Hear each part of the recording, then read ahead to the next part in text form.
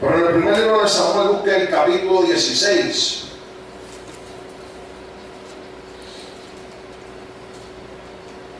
Vamos a estar hablando acerca de un tema muy importante. Y vamos a ver la importancia de él y vamos a ver algunos elementos que tienen que ver con esto y cómo lo aplicamos, cómo lo vemos desde el Antiguo Testamento al Nuevo Testamento. Aplicamos en nuestras vidas. Pero el Señor habló a mi corazón y me decía que predicara acerca de la unción, de cómo es la trayectoria del hombre y la mujer unida. Y nos ponemos en pie un momento en reverencia a la palabra de Dios. Y dice desde el capítulo 16, comenzando el versículo 1, vamos a comenzar desde el 1, y leemos hasta el 14. Y luego oramos y puede tomar su asiento. Dice: dijo Jehová a Samuel: ¿hasta cuándo llorarás a Saúl, habiéndolo yo desechado, para que no reine sobre Israel? Llena tu cuerno de aceite y ven, te enviaré a Isaí de Belén, porque de sus hijos me he provisto de rey. Y dijo Samuel: ¿cómo iré? Si Saúl lo supiera, me mataría. Jehová respondió: toma contigo una becerra de la vacada y di a ofrecer sacrificio. Jehová ha venido. Y llama a Isaí al sacrificio, y yo te enseñaré lo que has de hacer, y me ungirás al que yo te dijere. Hizo pues Samuel como le dijo Jehová, y luego que él llegó a Belén, los ancianos de la ciudad salieron a recibirle con miedo, y dijeron: ¿es pacífica tu venida? Él respondió: sí, vengo a ofrecer sacrificio a Jehová. Santificaos y venid conmigo al sacrificio. Y santificado él a Isaí, a sus hijos, los llamó al sacrificio. Y aconteció que cuando ellos vinieron, él vio a Eliab y dijo: de cierto delante de Jehová está subido. Y Jehová respondió a Samuel: no mires a su parecer, ni a lo grande de su estatura, porque yo lo desecho. Porque Jehová no mira lo que mira el hombre, pues el hombre mira lo que está delante de sus ojos, pero Jehová mira el corazón. Entonces llamó Isaí a Abinadab y lo hizo pasar delante de Samuel, el cual dijo: tampoco a este escogido Jehová. Hizo pasar Isaí a Sama, y él dijo: tampoco a este elegido Jehová. E hizo pasar Isaí 7 hijos suyos delante de Samuel, pero Samuel dijo a Isaí: Jehová no ha elegido a estos. Entonces dijo Samuel a Isaí: ¿son estos todos tus hijos? Y él respondió: queda aún el menor, que apacienta las ovejas. Y dijo Samuel a Isaí: envía por él, porque no nos sentaremos a la mesa hasta que él venga aquí. Envió pues por él y le hizo entrar, y era rubio, hermoso de ojos y de buen parecer. Entonces Jehová dijo: levántate y úngelo, porque este es. Y tomó el cuerno de aceite y ungió en medio de sus hermanos. Y desde aquel día en adelante el espíritu de Jehová vino sobre David. Se levantó luego Samuel y se volvió a Ramá. El espíritu de Jehová se apartó de Saúl, y le atormentaba un espíritu malo de parte de Jehová. Señor, gracias porque tu palabra es poderosa. Aleluya. Y solo al leerla toca nuestro corazón y nos habla. Y te ruego que en esta hora nos des el entendimiento y me permitas predicarla una vez más, Señor, con temor y temblor. Que tú, Padre del cielo, me dé la vehemencia, la unción, pueda, Señor, declarar tu palabra con claridad. Sé tú, Señor, aplicándola y haciéndola germinar en cada corazón para que dé fruto, Dios. En el nombre de Cristo. Amén. La unción. La unción es algo que Dios estableció desde allá del Éxodo. Vemos cómo Dios mandó a seleccionar los ingredientes que se iban a usar para el aceite de unción. Hace un tiempo atrás, nuestro hermano Pastor Ramón trajo un estudio bastante extenso acerca de cada uno de los ingredientes del aceite de unción. Por eso no tenemos tiempo para entrar en eso ahora.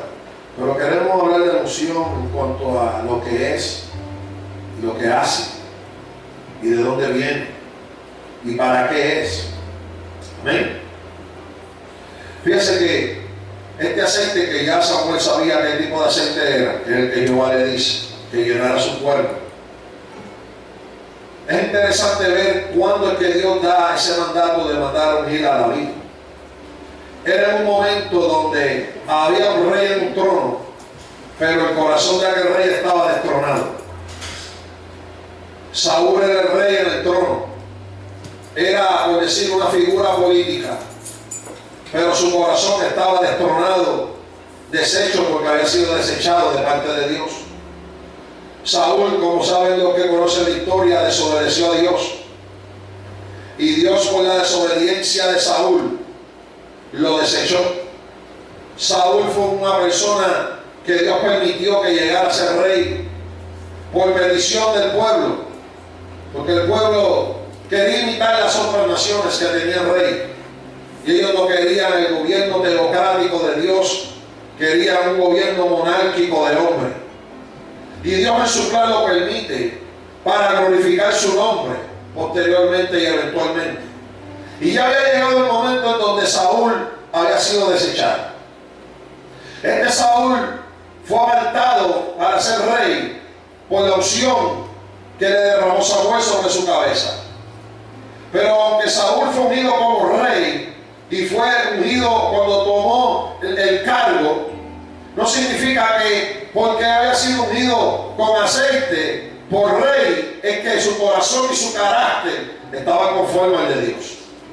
Y quiero señalar esto porque es importante en dónde es que Dios manda a ungir a David. Era un momento donde había caos político y espiritual en la nación, en el pueblo de Israel. Saúl estaba desechado, él no oía de Dios palabra, había sequía de Dios para la vida de Saúl, la cual era el líder que la gente quería y necesitaba, y votaron y eligieron para que él saliera electo rey. Pero ¿sabe qué, hermano? En medio de la adversidad y en medio de los caos y en medio de las confusiones es cuando la unción de Dios se sigue derramando y sigue operando. Son momentos donde había apostasía en el pueblo de Israel, que Dios dice: yo voy a ungir a otro hombre. Y él envía a Samuel a la casa de Isaí en Belén. Y Belén era una aldea pequeña. De Belén no salía mucha cosa buena. Belén es lo que hoy día podemos nosotros representar como un arrabal. No era una lujosa urbanización con grandes casas donde vivían los adinerados. Belén era un lugar de gente muy humilde. Belén era un lugar de necesidades físicas. No había gente rica allí. Pero allí había un hombre llamado Isaí, tenía hijos. Y tenía lo suficiente como para tener un rebaño de ovejas. Pero el Isaí, alabado sea el Señor, cuando Samuel llega allí y llega con la encomienda de ungir sus hijos, él le presentó lo que tradicionalmente se supone que hiciera, era comenzar presentando al hijo mayor. Y dice la Biblia que Samuel se impresionó cuando vio a este muchacho. Dice que era alto y fuerte. Y Samuel dijo: verdaderamente yo creo que este es el ungido de Dios. Y Dios le dijo: no lo unja, porque el hombre ve lo que tiene de frente, pero Jehová ve el corazón. Y así comenzó Isaí a presentarle a cada uno de sus hijos. Pero todos los hijos de Isaí, excepto uno, habían sido no elegidos por Dios. Hasta que dice él: estos son todos. Samuel llega a un punto que dice: bueno, si estos son todos, ¿para qué llamo? Y pregunta: ¿son todos estos? Y Isaí dijo: no, queda el menor que apacienta ovejas. Es interesante esto. El apacentar ovejas a un hombre que tenía la solvencia que tenía Isaí, era trabajo de esclavo. Y él tenía a su hijo menor haciendo el trabajo que era de siervo. Y ese era Y cuando mandaron a buscar a David, porque Samuel dijo, no nos vamos a sentar a la mesa hasta que él llegue aquí, y mandan a buscar a David. Allá me imagino que llega David, sudado, era un jovencito como de 16, 17 años, lleno de dolor a abeja, con su saco pastoral, con una onda que siempre andaba, con el pelo crespo, rubio, gloria al Señor, y llegó a la casa pensando, ¿qué es esto? Y allí se encuentra David, haciendo, cuando lo llaman de hacer la función de siervo, cuando lo están llamando a su casa para que se una y sea honrado delante de sus hermanos y de su padre, en la casa para que le derramen aceite sobre él. Para él fue una gran sorpresa. Él venía a hacer trabajo de siervo, de apacentar ovejas, del trabajo que traía a hacer el pastorado, y cuando llega a él le echan aceite y dicen, tú eres el rey, tú eres el ungido de Dios. Oh, qué cosa más hermosa y más linda. Es en medio de esa apostasía que esto ocurre a la vida de este hombre. Dios miró el corazón de David, y dice la Biblia más adelante que el corazón de David es un corazón conforme al de Dios. Ahora bien, una vez había ungido, ocurre algo. La Biblia dice claramente lo que ocurre. Desde aquel entonces el Espíritu de Jehová vino sobre David. Desde aquel entonces el Espíritu de Jehová vino sobre David. Y en el verso 14 dice, y el Espíritu de Jehová se apartó de Saúl. Sobre uno vino, sobre otro se apartó. En el Antiguo Testamento era así. El Espíritu de Dios aún no moraba en el hombre, venía sobre el hombre, influenciaba al hombre, pero era desde una parte externa. En el Nuevo Testamento que el Espíritu Santo mora en el creyente. En el Nuevo Testamento que se cumple lo dicho por el profeta Joel: en los postreros días pondré de mi espíritu en ellos, no sobre ellos, en ellos. Y eso ocurre el día de Pentecostés, cuando todos fueron llenos del Espíritu Santo, en cumplimiento de lo que Cristo dijo: el Consolador no solamente va a estar con vosotros, morará en vosotros. Es lo que explica Pablo, que dice que somos templo del Espíritu Santo. Más adelante les voy a explicar eso. Pero en este momento, en esta época, en este trato de Dios con los hombres del Antiguo Testamento, por eso dice, y vino sobre David. Pero también dice, se apartó de Saúl. Dios está en control de todo lo que pasa. Él es el Espíritu Santo. Con uno trabajaba de una manera, con otro trabajaba de otra. Lo sigue haciendo el día de hoy. Pero hay una diferencia con el creyente de esta época, y ya mismo le voy a explicar. Ahora, una vez había ungido y el Espíritu de Dios, quiero decirle esto para que usted entienda que unción es tipo, símbolo de Espíritu Santo. Por eso usted ve que rápido que se habla que él terminó de derramar el aceite, dice el texto, y el Espíritu de Jehová vino sobre él. Recuerde eso, tenga eso bien en claro. Unción no es una ceremonia nada más. Unción no es solamente que se eche aceite. La unción conlleva un concepto espiritual bien grande y bien amplio. La unción es dada como un acto soberano de Dios. Nadie que pide unción porque la pide, Dios se la da. Yo voy a orar para que Dios me dé unción. Si tú eres creyente, regenerado, lavado con la sangre de Cristo, ya la unción está en ti. Ahora, ¿por qué en uno se manifiesta el poder de Dios bajo la unción de Dios más que en otro? A eso vamos.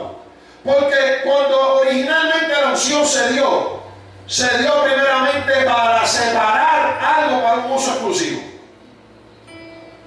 Cuando se ungieron los utensilios del tabernáculo, era que nada más se podía usar nada más que ese. Y para ese exclusivo y único propósito. Cuando se ungían los reyes y los profetas y los sacerdotes, era porque eran separados para ese propósito exclusivo. Cuando Dios te ungió a ti y a mí, es que nos separó